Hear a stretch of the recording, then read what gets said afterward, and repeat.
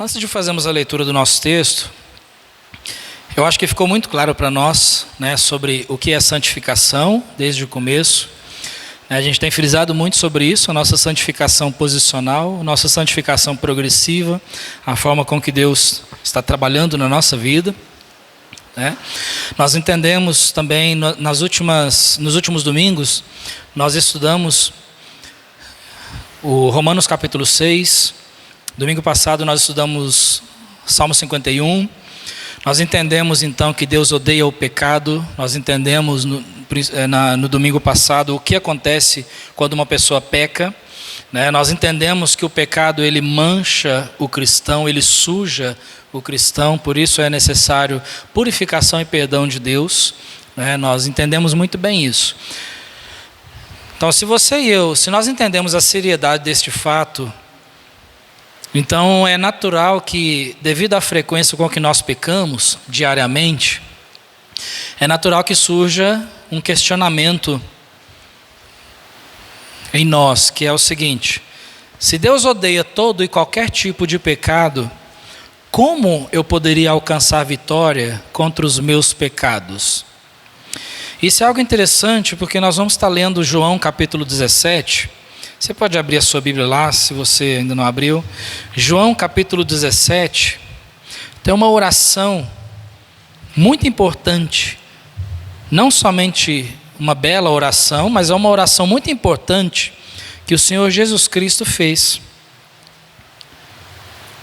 E nesta oração tem algo muito importante, tem um pedido muito importante de Jesus, que é muito importante para nós. Obrigado, Davi. João capítulo 17. Há um tempo atrás nós já fizemos alguns estudos nesse capítulo, então nós não vamos ler todo o capítulo, mas nós vamos pegar do versículo 9 até o versículo 20, tá bom? João capítulo 17, versículos 9 a 20. Acompanhe a leitura aí na sua Bíblia, diz assim: a oração de Jesus. Eu rogo por eles, não rogo pelo mundo, mas por aqueles que me deste, porque são teus. E todas as minhas coisas são tuas, e as tuas coisas são minhas, e neles sou glorificado. E eu já não estou mais no mundo, mas eles estão no mundo, e eu vou para ti. Pai Santo, guarda em teu nome aqueles que tu me deste, para que sejam um, assim como nós. Estando eu com eles no mundo, guardava-os em teu nome. Tenho guardado aqueles que tu me deste, e nenhum deles se perdeu, senão o filho da perdição, para que a Escritura se cumprisse. E aqui ele fala de Judas Iscariotes, Versículo 13. Mas agora vou para ti, e digo isto no mundo, para que tenham a minha alegria completa em si mesmos. Dei-lhes a tua palavra, e o mundo os odiou, porque não são do mundo, assim como eu não sou do mundo. Não peço que os tires do mundo, mas que os livres do mal. Não são do mundo, como eu do mundo não sou. Olha o que ele diz: santifica-os na tua verdade. A tua palavra é a verdade. Assim como tu me enviaste ao mundo, também eu os enviei ao mundo. E por eles me santifico a mim mesmo, para que também eles sejam santificados na verdade. E não rogo somente por estes, mas também por aqueles que pela tua palavra hão de crer em mim. Amém? Capítulo maravilhoso, uma oração maravilhosa de Cristo, Traz muitas revelações aqui. Quando você estuda o Evangelho de João, você vai notar muita coisa interessante e ao mesmo tempo importante. Por exemplo, no capítulo 12, se você verificar no capítulo 12 em diante, faz o seguinte, acompanha comigo, volta um pouquinho aí para o capítulo 12. Você vai ver que do capítulo 12 em diante, Jesus ele começa a preparar os seus discípulos para a sua partida.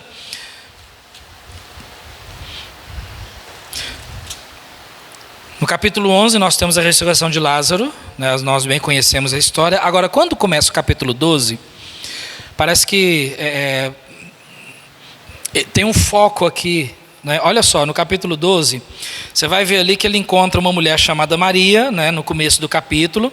A gente não vai ler os versículos, mas só para você acompanhar comigo aqui a sequência, tá bom? No capítulo 12 você tem ali uma mulher chamada Maria, que ela unge os pés de Jesus, e aí Jesus afirma que ela está preparando ele para a sua morte, ok? A partir do versículo 12, você tem ali a entrada triunfal de Jesus, né, como é chamado por muitos. Então, Jesus entra em Jerusalém e todos começam a aclamar: Hosana, bendito o Rei de Israel que vem em nome do Senhor. Lembra disso? Então, Jesus ele entra em Jerusalém e ele é aclamado. A partir do versículo 20, você tem Jesus já dizendo sobre a sua crucificação. Então, Jesus ele já começa a dizer, ele já está dizendo aqui também sobre a sua morte. Quando nós viramos para o capítulo 13, é aquele capítulo maravilhoso onde Jesus ele lava os pés dos seus discípulos.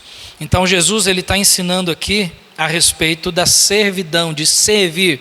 E Jesus ele ainda disse, se ele sendo mestre lavou os pés uns dos outros, ele diz que os discípulos também devem lavar os pés uns dos outros. Não literalmente, mas ele está dizendo aqui no sentido de servir, né?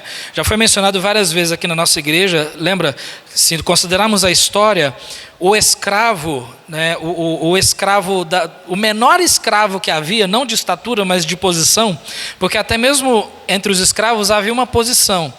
Então o menor escravo de todos, ele era incumbido muitas vezes de lavar os pés das visitas de pessoas que chegavam com os pés sujos. E Jesus faz exatamente isso, mostrando a importância de servir uns aos outros. Por que Jesus está dizendo isso? Em breve ele estaria partindo e os discípulos precisavam desse ensinamento, né? Aí depois você tem ali a partir do versículo 21, Jesus diz que alguém haveria de o trair. Consegue ver aqui que Jesus está preparando então para a sua morte, né? Aí depois Jesus ele ensina sobre o amor a partir do versículo 31.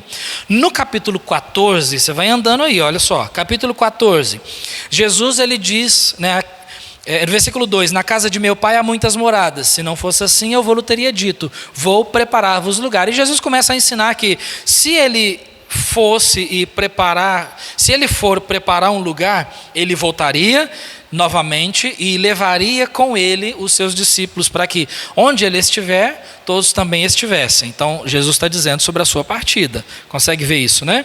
Aí depois você vai para o capítulo 15. Capítulo 15, Jesus ele traz um ensinamento importante, né, dizendo aos discípulos que sem ele eles não poderiam fazer qualquer coisa nenhuma, né? E daí Jesus ele começa a mostrar um laço aqui de intimidade entre os seus discípulos. Tanto é que no versículo 16 diz assim, João capítulo 15, versículo 16: não me escolhestes vós a mim, mas eu vos escolhi a vós. Aliás, desculpa, versículo 15, perdão. Já vos não chamareis servos, porque o servo não sabe o que faz o seu senhor, mas tenho-vos chamado amigos, porque tudo quanto ouvi de meu pai vos tenho feito conhecer. Então vê aqui que Jesus ele está demonstrando um laço de intimidade, trazendo ensinamentos para os seus discípulos. No capítulo 16, Jesus começa a falar sobre a promessa do Espírito Santo. E aí no versículo 7, olha o que ele diz: todavia digo-vos a verdade, que vos convém que eu vá, porque se eu não for, o Consolador não virá a vós, mas quando eu for, vô-lo enviarei. Jesus está dizendo então, olha, eu vou partir desse mundo, eu vou morrer, eu vou embora desse mundo. E se eu for, quando eu for, eu vou enviar o Consolador para que ele vá até vocês e fique convosco durante todo o tempo. É isso que o capítulo nos ensina. Novamente ele está falando sobre a sua morte, né? E aí depois, a partir do versículo 25, ele diz ali, né, que venceu o mundo, né? E no capítulo 17 nós temos o nosso capítulo, que é a oração de Jesus. Conseguiu ver aqui então que a partir do capítulo 12, Jesus ele está preparando os seus discípulos para a sua partida, para a sua morte pelos pecadores. Tanto é que, se você olhar já no capítulo 18, assim que Jesus termina a sua oração no capítulo 17, no capítulo 18 ele já é preso. Porque se você olhar no versículo 1 do capítulo 18, diz assim: tendo Jesus dito isto, saiu com os seus discípulos para além do ribeiro de Cedron, onde havia um horto, no qual ele entrou e seus discípulos. E Judas, que o traía, conhecia aquele lugar, foi e o traiu, e a ele já foi revelado o traidor, né? Jesus foi traído. Logo em seguida ele foi julgado injustamente e morto pelos nossos pecados nas mãos dos pecadores. Na verdade, Jesus ele não foi assassinado, ele se entregou para morrer por nós, né? Então, você vê que no capítulo 17, então, são momentos antes da morte de Cristo pelos nossos pecados. E obviamente nós conhecemos a história. Jesus morreu, ao terceiro dia ressuscitou, né? Mas no capítulo 17 nós encontramos Jesus nos seus últimos momentos e ele faz esta oração.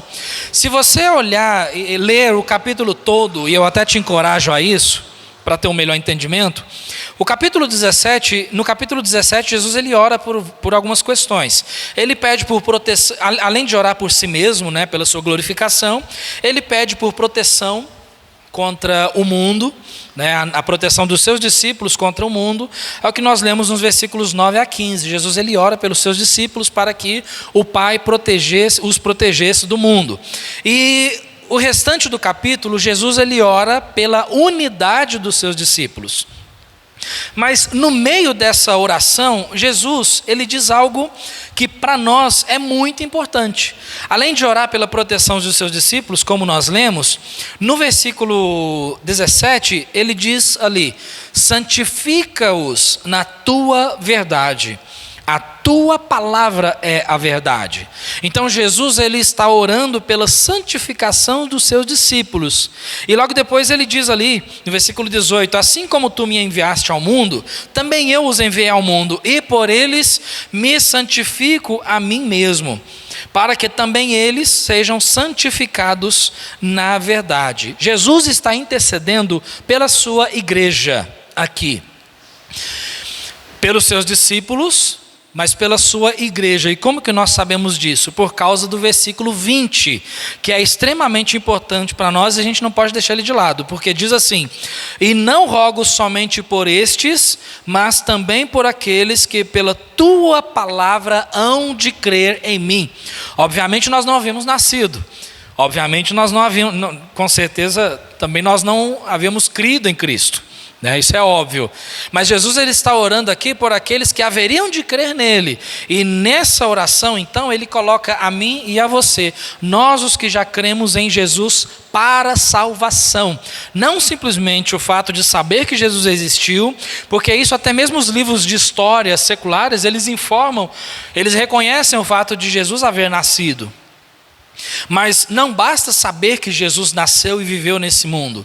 O importante é reconhecer, é ter fé, é crer que Jesus realmente é o Filho de Deus, o Deus encarnado, o Emanuel, o Deus conosco, que veio a esse mundo, viveu toda a sua vida, nunca pecou, para que pudesse morrer pelos nossos pecados. E nessa morte de Cristo, o Pai foi glorificado porque Ele cumpriu a vontade do Pai, e nós podemos ser salvos, porque todo aquele que crê nele tem a vida eterna, como diz João 3,16, não é verdade? João 3,16 é o versículo mais importante, assim, toda a palavra de Deus é importante, mas eu digo assim, o versículo mais conhecido entre os cristãos. Vamos falar ele de cor? Eu gosto de falar esse versículo, fala comigo. Porque Deus amou o mundo de tal maneira que deu o seu Filho unigênito, para que todo aquele que nele crer não pereça, mas tenha a vida eterna.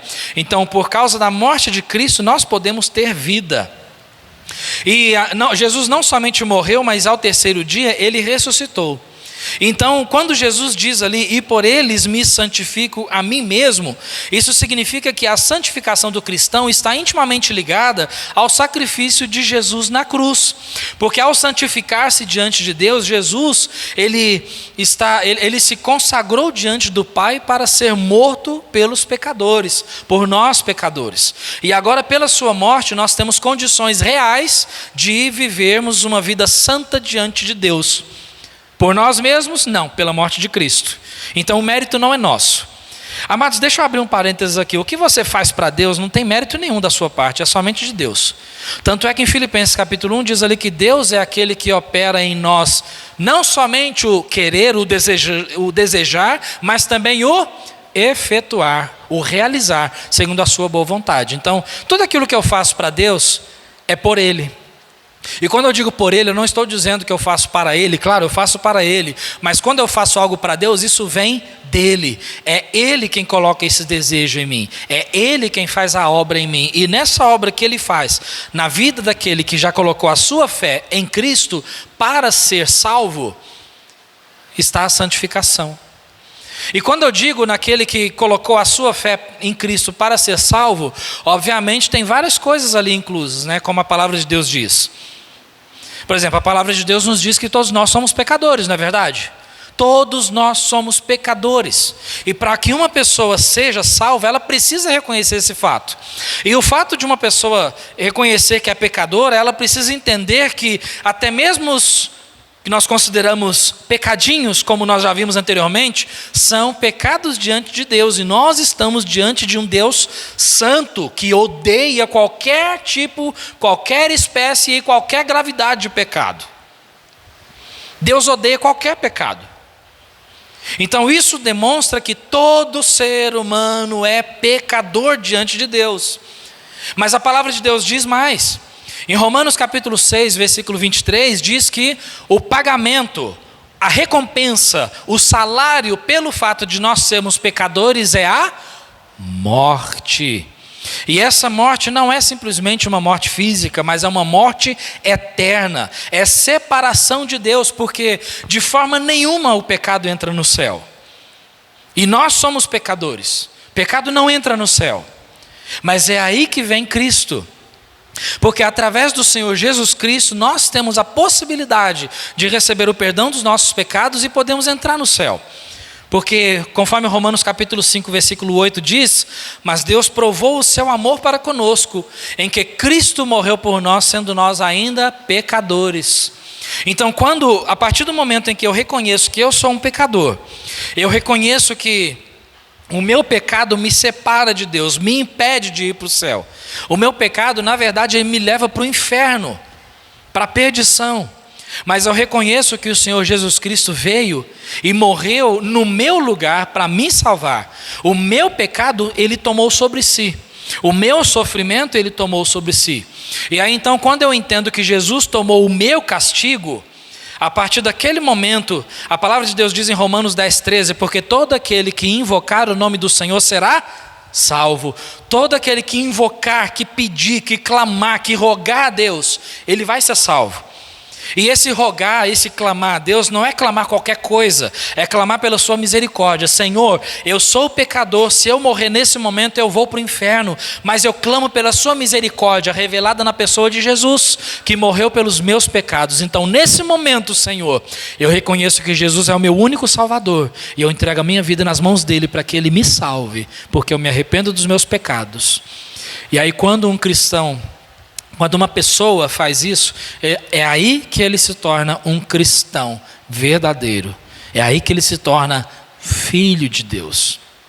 Ué, mas todos não são filhos? Não, todos são criaturas, porque de acordo com João capítulo 1, versículo 12, somente aqueles que receberam Jesus como único e suficiente Salvador, esses são filhos de Deus. Esses são filhos de Deus.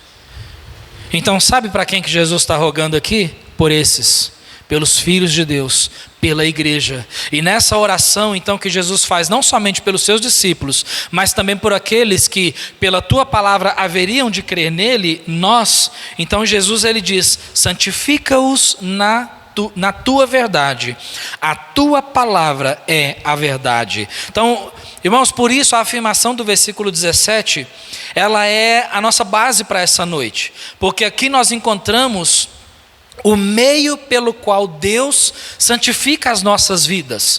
Falamos muito sobre santificação, falamos sobre a forma que Deus trabalha, o que Deus usa, falamos sobre tudo isso. Agora nós estamos falando sobre a forma que Deus santifica as nossas vidas. E se você se lembra, quando nós falamos na primeira mensagem sobre a santificação progressiva, nós falamos sobre os meios que Deus usa. Nós falamos sobre a palavra que Deus usa, falamos sobre advertência mútua, mas isso na palavra. Falamos sobre a comunhão entre os irmãos na palavra. Falamos sobre outras coisas, mas tudo baseado na palavra de Deus, porque a palavra de Deus, ela é a fonte da nossa santificação. Em primeiro lugar, ela é a fonte da santificação posicional, porque é através da palavra de Deus que nós somos salvos. É impossível, deixa eu dizer de novo, impossível alguém ser salvo sem a palavra de Deus. É impossível. Não existe outra forma de ser salvo a não ser pela palavra. Não faz diferença qual experiência que teve, que tipo de visão, que tipo de... Nada. É a palavra de Deus que é a nossa regra para a salvação. É nela que contém a salvação. Então nós encontramos nela a nossa salvação posicional, onde nós somos colocados como santos, a nossa santificação posicional, onde nós somos colocados como santos. Nós encontramos nela a nossa santificação progressiva, porque Deus usa a palavra para poder santificar as nossas vidas a cada momento. Então, o que nós encontramos aqui, irmãos, algumas ideias para a gente poder entender melhor. Primeiro ele diz, santifica-os. Santifica-os. Quando ele fala santifica-os, se Jesus orou dessa forma, em seus últimos momentos nessa terra, é porque existe uma grande importância nisso. Existe uma grande importância. Você se lembra o que significa a santificação? A santificação progressiva é Deus trabalhando nas nossas vidas como cristãos, já salvos, Deus trabalhando nas nossas vidas para que nós sejamos mais parecidos com Cristo. O meu padrão de vida não é você. O seu padrão de vida não sou eu. Porque em algum momento eu vou decepcionar você, e você vai me decepcionar, porque nós erramos. O nosso padrão é Cristo. É por isso que eu sempre incentivo todas as pessoas. Eu sempre digo, quando pessoas vêm com questionamentos, perguntas sobre se deve ou não fazer tal coisa, uma boa consideração a se fazer é: o que Cristo faria? O que Cristo diria? De que forma Cristo reagiria? E aí, quando nós pensamos dessa forma, isso nos ajuda na santificação, porque nós estamos considerando ser como Cristo, porque o nosso padrão é Cristo. Pedro disse lá na sua carta, no capítulo 2, versículo 21, que Cristo deixou-nos o exemplo para que sigamos as suas pisadas. Eu não devo seguir os seus passos e você não deve seguir os meus passos. Embora todos nós precisamos viver vidas santas, retas diante de Deus e dar um bom testemunho entre os cristãos e os não cristãos. Mas literalmente eu não devo seguir os seus passos porque você é pecador. E você não deve seguir os meus passos porque eu sou pecador. Mas quando nós seguimos os passos de Cristo, nós vamos juntos, amém? Porque Ele é perfeito. Então santifica-os na verdade. Santifica-os na verdade. Na verdade. A nossa santificação sempre virá através da verdade. Sempre. Mas para nós entendermos melhor e fazermos melhores aplicações, nós precisamos considerar algumas coisas. O que é a verdade? O que é a verdade? Se existe verdade, significa que também que existe mentira. São contrapontos. Se existe verdade, existe mentira. E a santificação não vem da mentira. O que é a verdade? Se nós entendemos que a santificação não vem da mentira, mas ela vem única e exclusivamente da verdade, isso vai nos ajudar e muito. Vai nos ajudar e muito. Essa pergunta ela é muito importante, porque Jesus disse no versículo 17 que a verdade é o fundamento em cima do qual Deus constrói a nossa santificação progressiva. Deus nos santifica na verdade. Santifica-os na verdade. Na verdade. Então nós temos algumas considerações importantes a fazer. João capítulo 8, versículo 32, ele diz: e conhecereis a verdade, e a verdade vos libertará. Vê a importância da verdade? Conhecereis a verdade, e essa verdade é que vai nos libertar. A verdade vai trazer libertação. E quando eu digo libertação, eu estou falando de libertação dos pecados, tá bom? Dos nossos vícios, das nossas paixões, do nosso ego, das nossas ansiedades, das nossas aflições. A palavra, a verdade, ela traz libertação.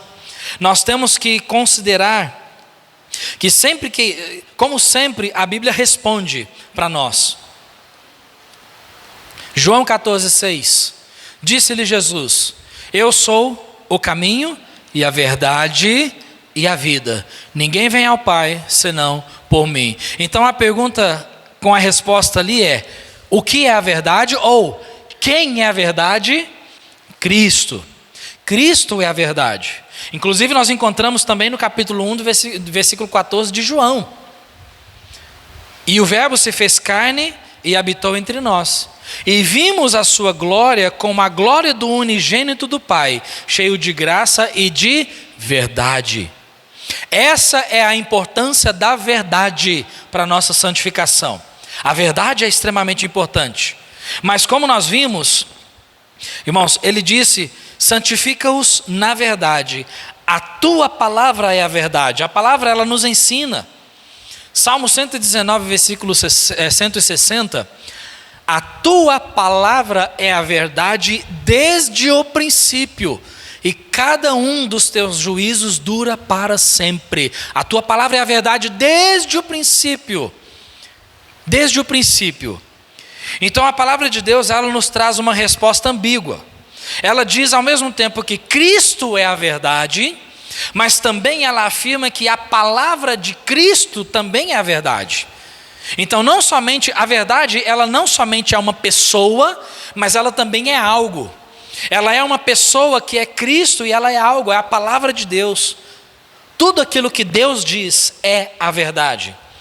Tanto é que o Salmo 119, versículo 151, ele diz: tu estás perto, ó Senhor, e todos os teus mandamentos são a verdade. O que é a verdade? Cristo é a verdade. E a palavra de Deus é a verdade. Os mandamentos do Senhor é a verdade. Então a verdade, irmãos, ela se encontra em Cristo, e a verdade também é a palavra de Deus. Então Jesus, ele traz a explicação no próprio versículo 17: santifica-os na tua verdade, a tua palavra é a verdade. A tua palavra é a verdade. Quando nós consideramos essas coisas, nós entendemos melhor então. Quando Jesus diz: santifica-os na verdade. Então isso mostra para nós que uma pessoa não pode ser santificada sem a palavra de Deus. Não dá, não funciona. Irmãos, músicas nos ajudam muito, trazem paz e tudo mais, mas santificação não. A não ser que uma música seja expressamente a palavra de Deus. Mas ainda assim, cantar ou ouvir uma música, isso não substitui a meditação na palavra. Isso não substitui. Muitos cristãos têm essa mania, ouvem músicas e gostam de músicas e músicas, mas não lê a palavra de Deus. Quantas igrejas, irmãos, nós sabemos, quantas denominações, quantas igrejas, música, música, música, música e música, 50, 60 minutos, 1h10, 1h20, música, música, música. Agora vamos abrir a palavra de Deus, 15 minutos.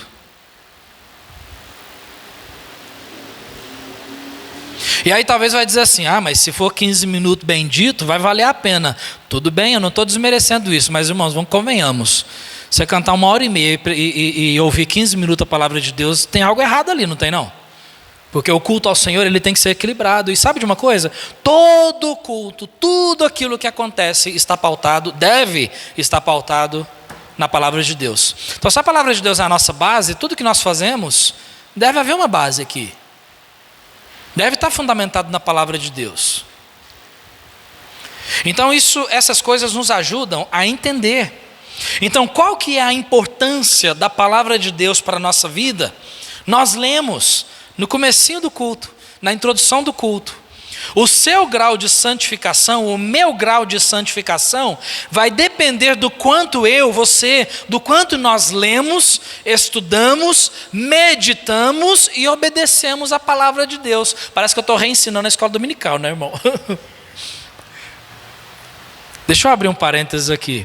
Nós temos escola dominical, a gente vai definir certinho, mas até agora às 18 horas. E muitas vezes a escola dominical tem servido como uma introdução para a pregação do culto. E olha que, eu falei para o senhor que eu ia...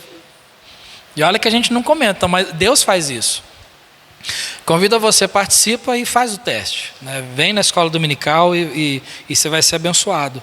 O que a palavra de Deus nos ensina? Salmo 119, versículos 9 a 11. Texto-chave para nós nesse assunto. Vamos ler junto? Você pode ler comigo? Vamos lá. Com que purificará o jovem o seu caminho? Mais forte, vamos lá? Observando-o conforme a tua palavra. Com todo o meu coração te busquei, não me deixes desviar dos teus mandamentos. Escondi a tua palavra no meu coração, para eu não pecar contra ti. Olha o segredo. Segredo nada, está revelado, está escancarado para nós. A santificação, ela vem pela palavra de Deus por isso. Ele diz ali sobre o jovem, né? Mas na verdade é todo cristão. Todo cristão. Então, com que purificará o cristão o seu caminho? Observando o seu caminho conforme a tua palavra. Com todo o meu coração te busquei, não me deixes desviar dos teus mandamentos. Escondi a tua palavra no meu coração, para eu não pecar contra ti.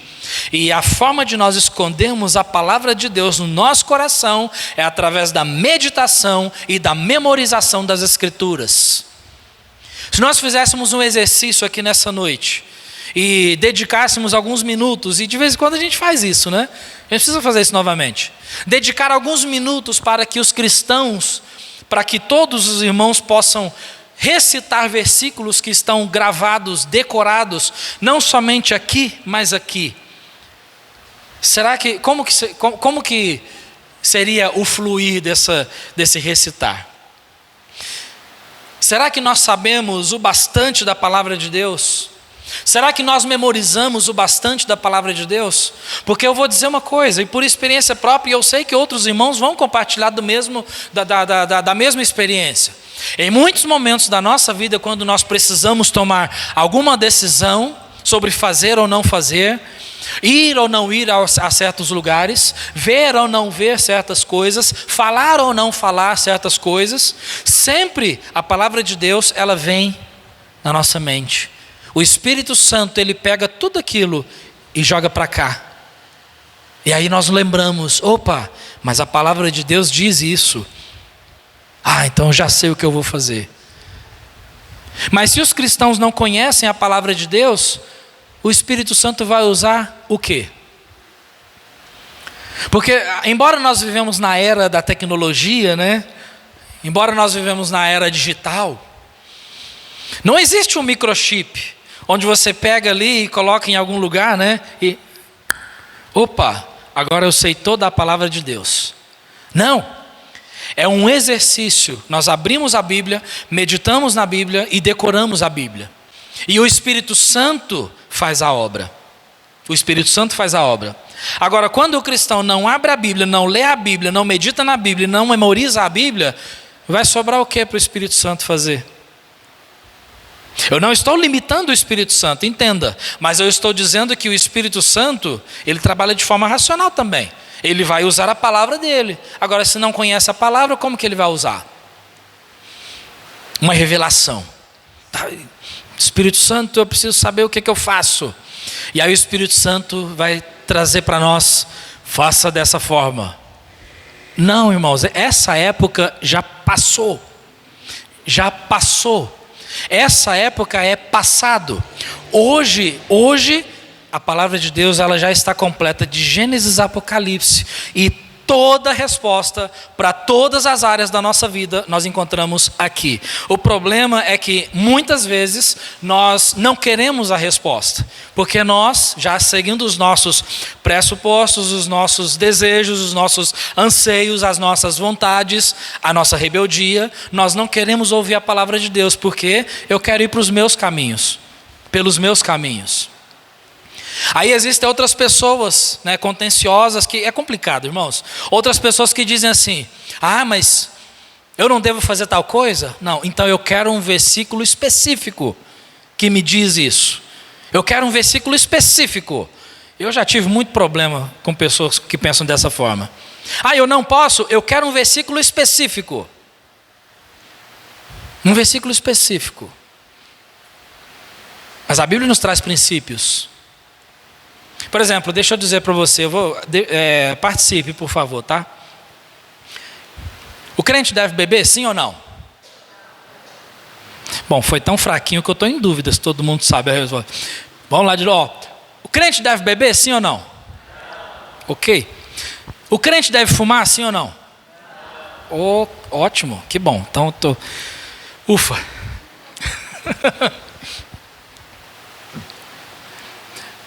O crente deve usar droga, sim ou não?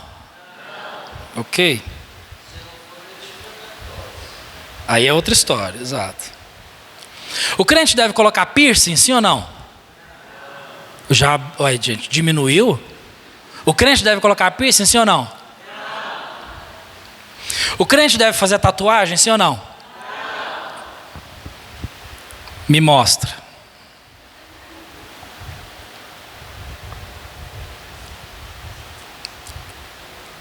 Tá vendo a questão? Eu sei, talvez os irmãos sabem, talvez alguns irmãos poderiam abrir e mostrar princípios. Por quê? Realmente os irmãos estão certos, o cristão não deve fazer essas coisas.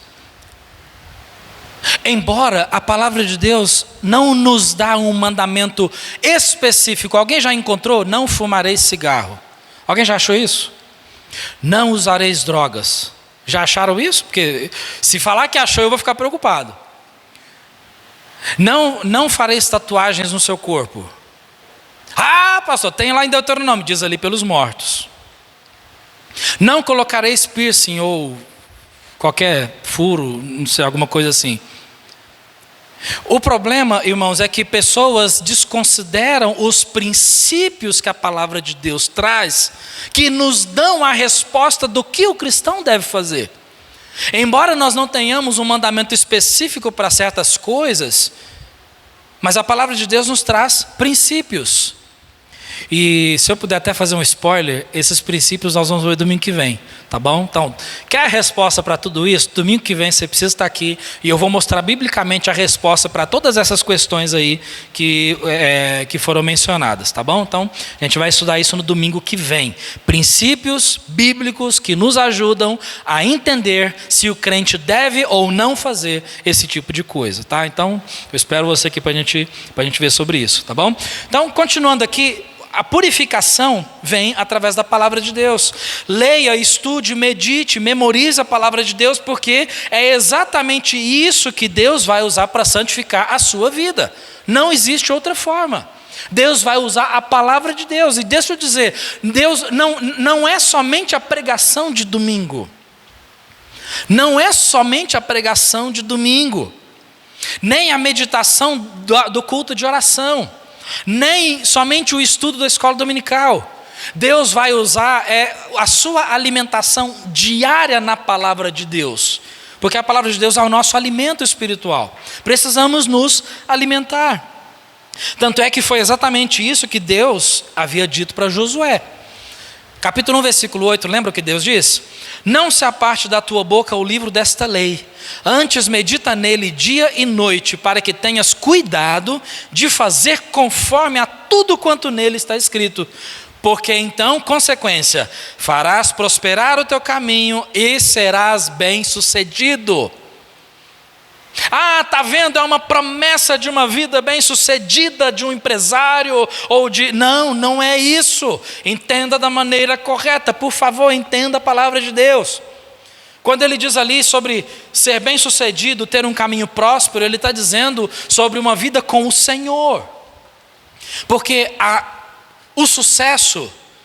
ele não é o sucesso cristão, o sucesso verdadeiro, o sucesso espiritual, ele não está ligado nas coisas materiais. Isso não é sucesso espiritual. Não tem nada a ver. A vida bem-sucedida é somente para uma pessoa que, conforme esse versículo, para aquele que atenta bem para a palavra de Deus, para a lei do Senhor, aquele que busca a lei do Senhor, aquele que medita nela dia e noite. Esse tem uma vida bem-sucedida. Eu acho interessante, irmãos, alguns capítulos na Bíblia, por exemplo, Neemias capítulo 8. Não precisa abrir lá, mas se você quiser ler em casa. Após a reconstrução dos muros de Jerusalém, o povo parou para ouvir a lei do Senhor, coisa que eles não faziam há muito tempo. Mas aí então eles prepararam todo o ambiente para isso. Se juntaram na praça da cidade, diz a Bíblia, como um só homem, ou seja, estavam todos juntos, agrupados, unidos ali, para poder ouvir. Fizeram um púlpito de madeira, para que a lei do Senhor pudesse ser colocada ali, e diz ali que aquele que estava lendo estava acima de todo o povo. Dá a entender que eles fizeram algum tipo de plataforma, altar, para que a pessoa pudesse estar acima e pudesse ser vista e ouvida por todos. E eu acho muito interessante que durante a leitura haviam homens que explicavam o sentido daquilo que estava sendo lido. E justamente pelo fato das pessoas entenderem o que estava sendo lido, diz o texto que eles começaram a chorar. Começaram a chorar. E, obviamente, começaram a chorar porque eles entenderam o seu estado diante de Deus. O quanto eles estavam longe de Deus. Longe dos mandamentos de Deus, das leis de Deus. Mas o que é interessante é que Esdras, Neemias e aqueles que estavam ali na liderança, na explicação dos textos bíblicos, eles disseram para aquelas pessoas: não chorem, não chorem. Esse dia não é dia de chorar, mas é dia de se alegrar. É um momento de se alegrar, porque vocês entenderam as palavras da lei. Então não chorem, se alegrem. E aí a reação do povo então foi, no versículo 12 diz: então todo o povo se foi a comer, a beber, a enviar porções e a fazer grande regozijo, porque entenderam as palavras que eles fizeram saber. Quais palavras? A palavra de Deus que estava sendo lida naquele momento, naquele lugar. Eles entenderam. Então isso mostra para nós, irmãos, que quando nós entendemos a palavra de Deus, o Espírito Santo trabalha na nossa vida. Quando nós buscamos entender, quando nós lemos, meditamos, entendemos aquilo que o Espírito Santo deseja, Ele trabalha na nossa vida. Ele trabalha. Mas se nós não lemos, não estudamos, não meditamos e não entendemos, nós estamos limitando a ação dEle. Porque Ele vai usar a palavra de Deus. A palavra de Deus. Tiago diz que a palavra de Deus é como um espelho. Se você puder abrir lá comigo, Tiago, abre lá no capítulo 1. Tiago, capítulo 1. Olha o que ele diz ali a partir do versículo 22. Tiago, capítulo 1, versículo 22.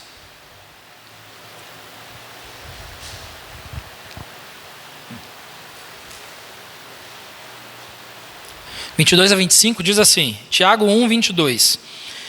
E sede cumpridores da palavra, e não somente ouvintes, enganando-vos a vós mesmos. Porque, se alguém é ouvinte da palavra e não cumpridor, é semelhante ao homem que contempla ao espelho o seu rosto natural. Porque se contempla a si mesmo, e vai-se, e logo se esquece de como era. Aquele, porém, que atenta bem para a lei perfeita da liberdade, e nisto persevera, não sendo ouvinte esquecidiço, mas fazedor da obra, esse tal será bem-aventurado no seu feito. Ou seja, ele irá feliz, será feliz, bem-aventurado no seu feito. Ele será feliz nas suas obras. Por quê? Porque cumpre a palavra de Deus. Mas você viu que interessante no versículo 24?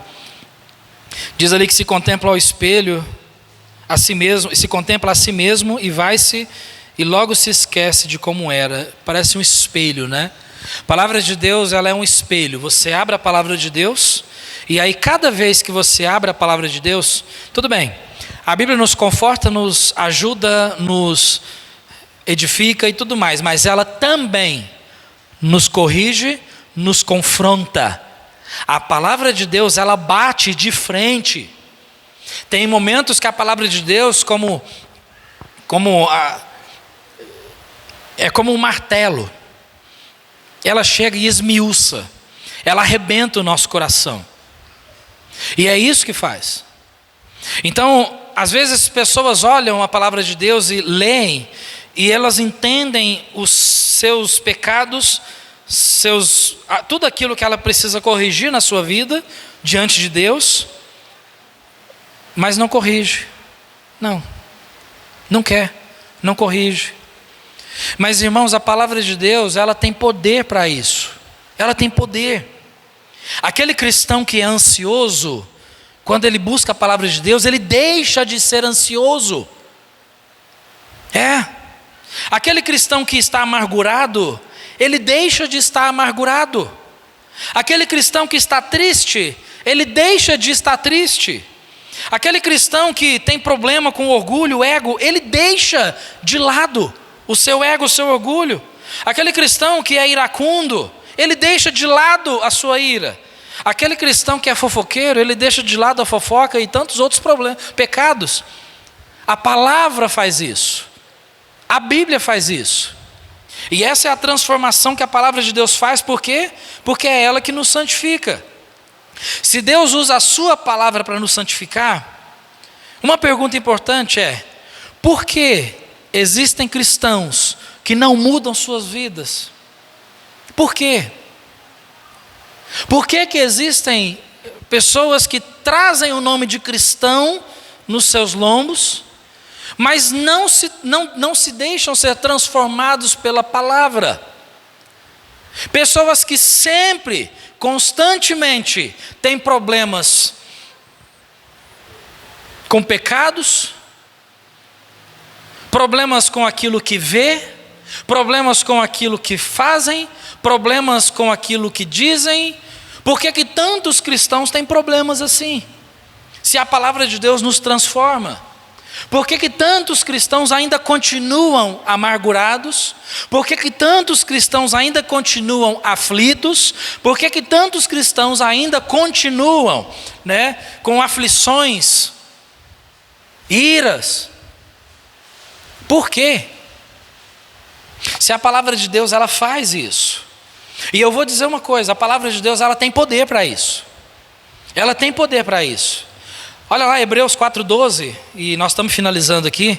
Hebreus 4,12 diz: porque a palavra de Deus é viva e eficaz, e mais penetrante do que espada alguma de dois gumes, e penetra até a divisão da alma e do espírito, e das juntas e medulas, e é apta para discernir os pensamentos e intenções do coração. A palavra entra, ela consegue dividir o indivisível. Juntas e medulas, alma e espírito, coisas que nada consegue dividir e separar, a palavra de Deus consegue entrar ali. Ela consegue. Mas para que isso aconteça, eu preciso mergulhar nela. Eu preciso buscar essa palavra. Eu preciso ler, preciso meditar, preciso buscar. E eu preciso obedecer. Não adianta. Eu posso ler a Bíblia 30 vezes no ano. Eu posso ser o maior pregador da palavra de Deus. Mas se eu não buscar obedecer a palavra, isso não vale absolutamente nada. Nada. Concluindo, a palavra de Deus é a verdade desde o princípio, como nós lemos no Salmo. Desde os dias de Adão, a palavra é a verdade. Desde os dias de Adão. A palavra de Deus não muda. Toda a palavra que sai da boca de Deus é o nosso alimento. Jesus mesmo disse a Satanás em Mateus 4,4: nem só de pão viverá o homem, mas de toda a palavra que sai da boca de Deus. Salmo 116, versículo 40 diz: a tua palavra é muito pura, portanto o teu servo a ama. Deus nos deu a sua palavra pela sua graça e pela sua misericórdia para proteger as nossas vidas e nos permitir um relacionamento com Ele, para que Ele venha a santificar as nossas vidas. Irmãos, para finalizar, temos que entender: é impossível amar a Deus e não amar a palavra de Deus. Não existe isso. E quando você ama alguma coisa de verdade, você quer ter tempo com aquilo. Você investe naquilo. Você mergulha naquilo. Quando você ama. Dizer que amar a palavra de Deus e não buscá-la, isso não é amar. Então o que nós aprendemos hoje é: a vida santa do cristão é determinada pela intensidade da sua busca pela palavra de Deus, pois é através dela que ele é santificado. É através dela. Quer ser mais santo?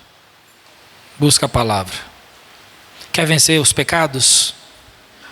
Busca a palavra. Pastor, eu não consigo deixar minha depressão. Eu não consigo deixar minhas aflições. Eu não consigo deixar minhas preocupações. Pastor, eu tenho um problema com a minha língua. Eu tenho um problema com o meu orgulho. A palavra de Deus tem poder para isso, irmãos. Ou seja, tudo que o cristão, quanto mais o cristão lê, medita, memoriza e obedece à palavra de Deus, mais santo ele se torna. Amém? Semana que vem nós vamos ver os princípios que nos ajudam a tomar decisões, fazer o que ou não fazer.